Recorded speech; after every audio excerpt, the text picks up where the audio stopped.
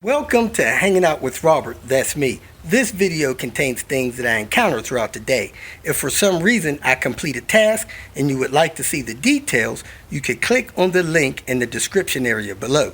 This video also contains tips and tricks that I learned throughout the years. I plan on leaving this video accessible for about 30 days.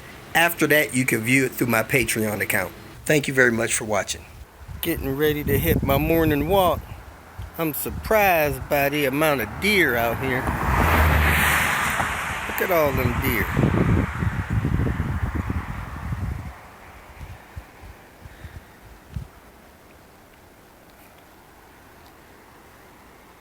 Trying to find the trail to go down. Guess this is it here. Hiking trail. Going on my morning walk. 1, 2, 3, 4, 5, 6, 7. 7 deer so far.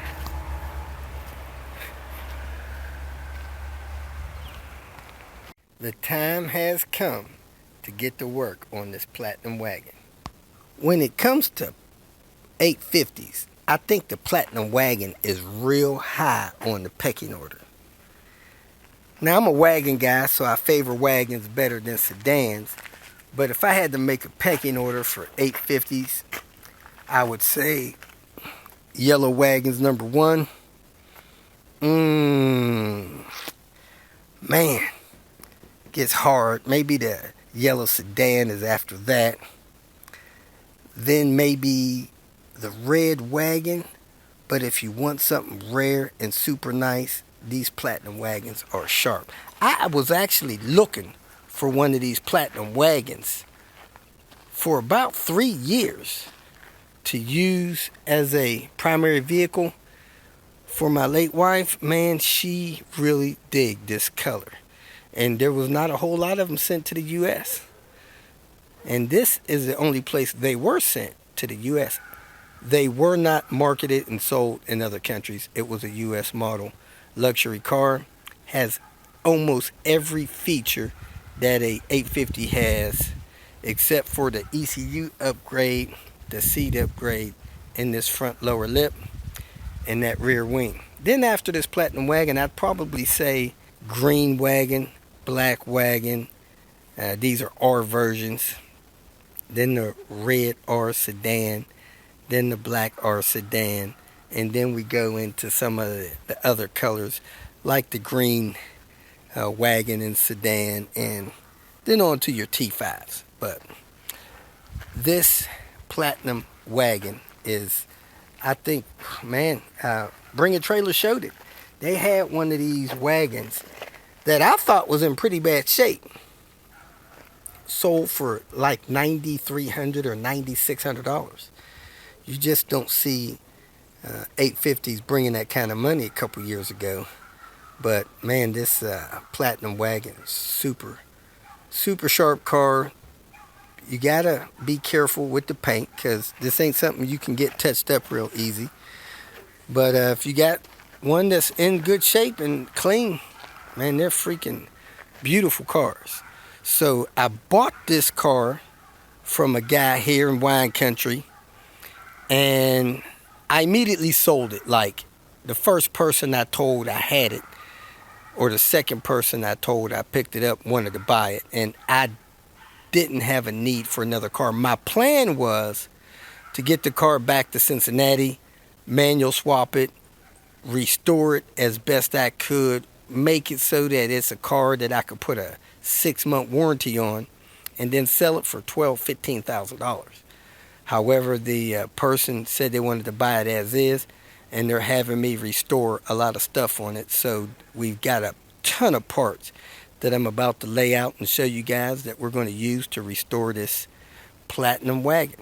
So the first thing I'm going to do is pop the hood, drop the battery in it, and read the mileage on it, because the instrument odometer has stopped counting miles.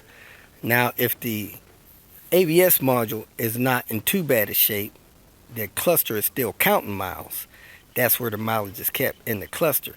So I'm going to try to read the mileage with my VST tool, and then get that corrected and start rebuilding other things on the car. Now this car runs great. Man, I dropped the battery in the other day, or hit it with a jump box, fired right up, turned it around. But the new owner wants this thing to ride like new, so that's our goal. Get this Platinum wagon as good as new shape. There we are, folks. 195, 737 versus what is reading on the odometer, 165, 068. Steven had a used tensioner, so we cleaned it out. It had a bunch of crud in it, maybe leaking down from a cam seal or something. Anyway, we compressed it. It didn't have a drop of oil leak out of it, so this is probably good for another use on the vehicle. So we're going to throw this in the box, put it in storage for some other time. We have the trim out of the back of this wagon. Had a couple of broken pieces. So on the back side of it, we're going to scrape off anything that's taped. Then we're going to put a piece of tape on the front side of it to hold it in position. And we're going to mix this JB Weld epoxy and put it on the back side of that. We got 2 of these panels to repair like that. And then we can put this panel back in the car. Takes 24 hours a set, so we're going to do it one day, put them in the next. That's the JB Weld. Man, this stuff can hold a transmission together. I used this stuff to patch a hole in the transmission. Drove it 180,000 miles, never had an issue. I put Gorilla Tape on the back side of it, and if the tape doesn't have a buckle or seam in it, you probably have it propped up in the proper position so that when you pull the tape off of it, after that is set and cured, it should be seamless. You shouldn't be able to see the damage on it. I got this other one over here, leaned against this wall in this little box in this special way, so it should be good as well. If you see on this side, where in the heck was that crack at? Alright, that's the crack there, and it wrapped around here. You can barely see that crack. You got to know that thing is there to see it. See, I just pressed on a little bit, closed that crack up just a little bit more. Let that set like that, and that should be good to go. I see a little bit on the bottom. So I need to work on that, get this position where that crack doesn't show. So let me work on that and let this thing set up overnight.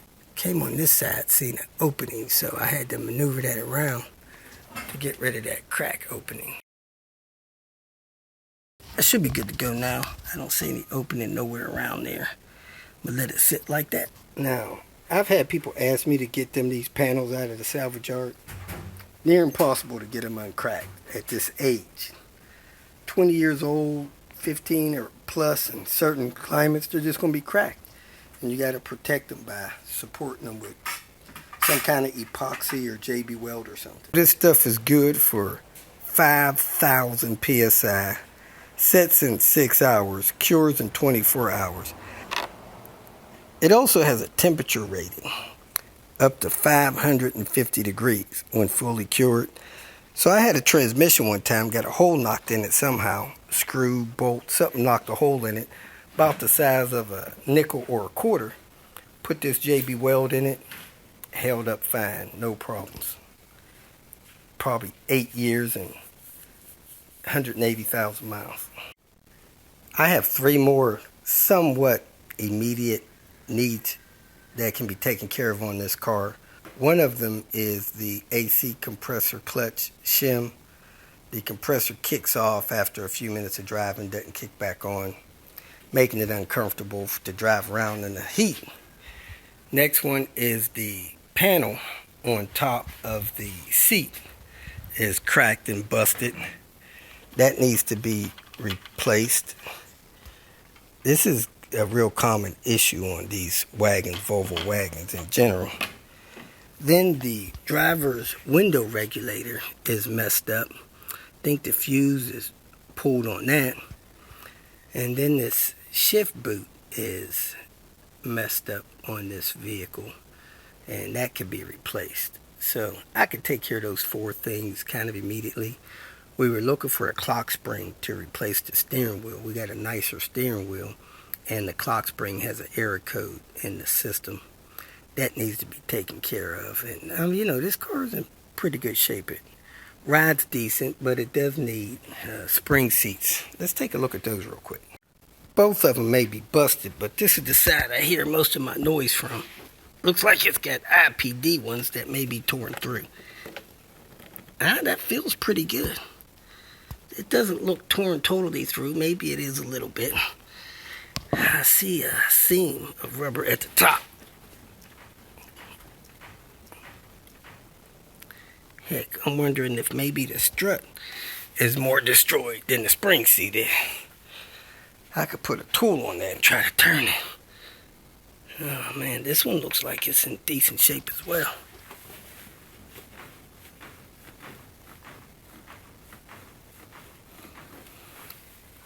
Yeah, the spring seats seem to be okay. I wonder if the shocks are blown on here. Check the oil. Hadn't started the car today, so the oil has settled on the dipstick. It's about a quart low. Then I realized this car is missing a timing belt cover. That is interesting. And that timing belt doesn't look too bad. But you do want a cover on these things because you don't want nothing to bounce up here from the ground, get stuck in your timing belt area, and damage your timing belt. It looks like some of the timing belt materials is coming off on that. That idler roller looks aftermarket. I wonder if any of this other timing belt stuff is aftermarket, like this water pump. Do.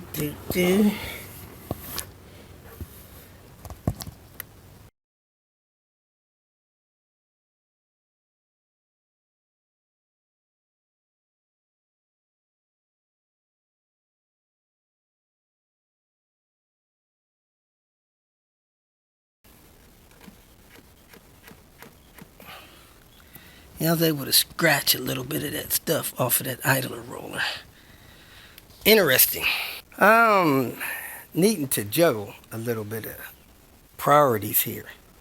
So I got this platinum wagon. I got a lot of projects to do on it. So I need to inventory my parts. I got that S60R over there with a busted window. And I got these nitpicking things here on this. I think I'm going to prioritize this as fixing that window in that S60R, then checking the rear suspension in that just in case we need to order parts, then inventory my parts for this platinum wagon, still waiting on the head gasket to arrive, and then tinkering with this stuff here. So let me go grab that window for that S60R and get that installed. The window on this S60R got out of track, probably the regulator rollers cracked, and it got bound up in there and it cracked the glass. So the glass is busted on this car. That needs to be replaced. So I got a glass out of the salvage yard a couple days ago. I'm gonna go ahead and pull this door panel off, replace this. Now he wasn't able to get the Volvo rollers immediately, so he got these URO ones. You guys know how I feel about URO parts, but these may be okay for a year or two on this window regulator. We'll see. Mark the date on replacing these, and I'll have him tell me when these things break or come apart if they work. I got some original ones for that wagon over there, so we'll see what happens. The ease of installing them. Start off by taking the door panel off, and then putting the window in the position to get the regulators or rollers loose from the regulator loose from these guides. Pull this window out. I could put these in that replacement window and then install the window and snap it together.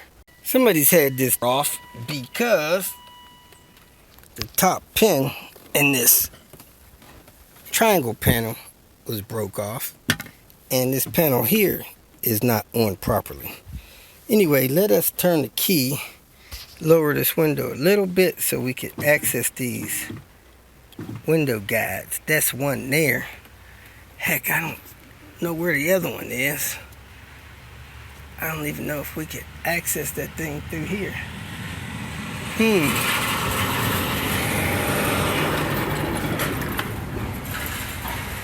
Okay, we can see it on this front side.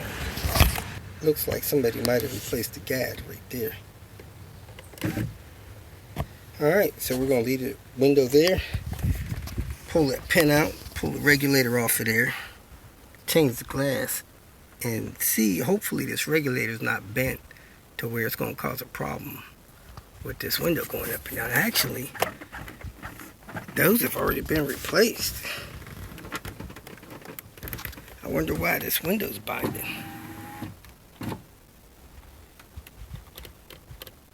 The window stops right there. Uh-oh. Something don't sound good in there.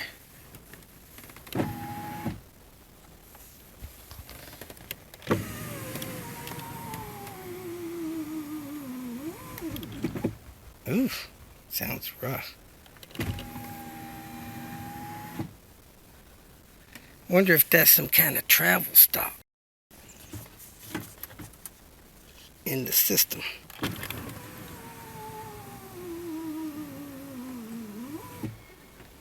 Oh. Wonder if I need to hook Vita up there and adjust the travel on this window. If the stress on it trying to close it too high or too low is what causes it to crack. I think this window calibration is off. That may be what broke it.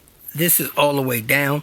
When it goes all the way up, I can hear it binding, trying to go up higher. Oh man, that sounds bad. So anyway, you go into Vita, Diagnostics, Vehicle Communication, DDM. So let's see where we could go after DDM. Front left window auto switch. Inactive. Window motor up, window motor down. See if I can figure out which one to activate to get this thing working right. Ah, there's advanced. Let's go on this advanced tab. Programming soft stop. Programming remote control initializing window position. Let's see what that says. Ignition on. Move the window to its upper limit position using manual control. Initialize the window. From model year 2003, inclusive, the window will lower approximately 10 centimeters and close again. Verify the repair by running the window up and down manually. Select continue when initializing has carried out. So I just now hit auto up. The window went up and came down just a smidget. It says it probably came down 10 centimeters. Then verified by running the window up and down manually. Then select continue when initializing has been carried out. So I'm going to go down manually. It stops for some reason there.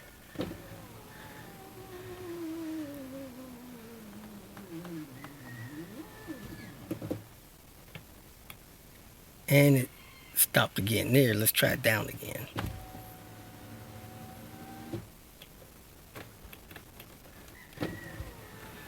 Going auto up.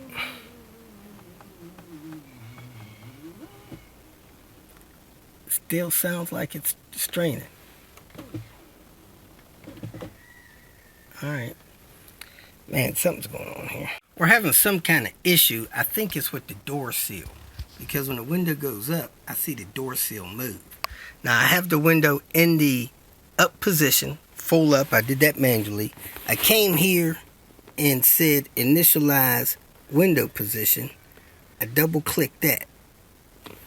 It brought up this screen here. And I double clicked on this module over here. And when I brought that up, it tells you this is the driver's door module. This is the passenger door module. Passenger door is fine. So I'm going to click this initiate driver's window. I click on that. It tries to take the window up. It should bring it down just a smidget. And then take it back up. Trying to find the upper limit switch. Then it'll stop and it'll tell you operation is finished. So you click hide. Now I click continue. Now when I take the window down, auto down, it should go all the way down, which it does. The problem is the up travel. So I'm going to go in here and see if I can see why this seal is moving when the window goes up. Because when it tries to go up, I could take it up manually and it's starting to bind right about there for some reason. And then I could let it go. And then if I go up automatically, it doesn't want to go up because it's binding. There it is, struggling to go up, and it finally made it up and stopped. So probably safe replacing the glass now, but I do need to figure out why this gasket's moving in here. Put a little lithium grease in the tracks. I slid those guides in the tracks, left the clips in them, because when you slide the window in position, that window regulator ball will pop right through that. So I did that on that side. I did that on this side. I had to hold the bottom of the window and push the regulator in with a tool, little pry bar. So now the window's in, and it appears to be in the gasket properly, so we'll see if it travels up and down right. Get the key in there, turn the key on, and let's go ahead and hit the up. Man, it traveled really nice and smooth. Let's go down, see if it goes down and stops in the proper down position. Stop like a champ. Try up one more time. Think we're good to go. Now we need to put this door panel on after we put that gasket back in position. Discarded that old window. Several well out there blowing off steam.